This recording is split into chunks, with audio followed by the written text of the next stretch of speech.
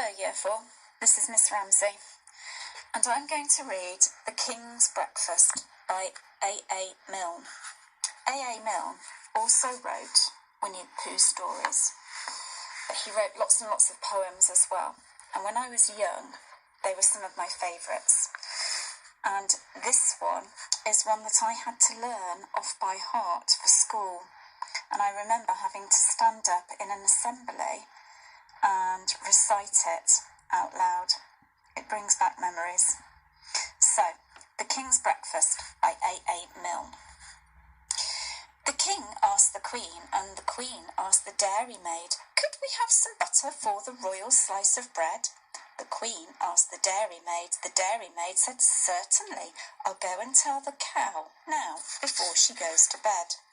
The dairymaid, she curtsied and went and told the Alderney, "Don't forget the butter for the royal slice of bread." The Alderney said sleepily, "You'd better tell His Majesty that many people nowadays like marmalade instead." The dairymaid said fancy and went to Her Majesty. She curtsied to the Queen and she turned a little red.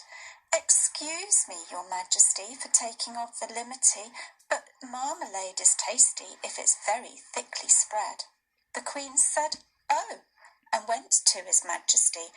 "Talking of the butter for the royal slice of bread, many people think that marmalade is nicer. Would you like to try a little marmalade instead?" The King said, "Bother," and then he said, "Oh dearie me." The King sobbed, "Oh dearie me," and went back to bed. "Nobody," he whimpered, "could call me a fussy man. I only want a little bit of butter for my bread." The Queen said, "There, there," and went to the dairymaid. The dairymaid said, "There, there," and went to the shed. The cow said, "There, there, I didn't really mean it. Here's milk for his porringer and butter for his bread." The Queen took the butter and brought it to His Majesty. The King said, "Butter, eh?" and bounced out of bed.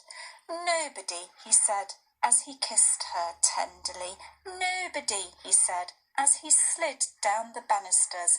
"Nobody, my darling, could call me a fussy man, but I do like a little bit of butter to my bread."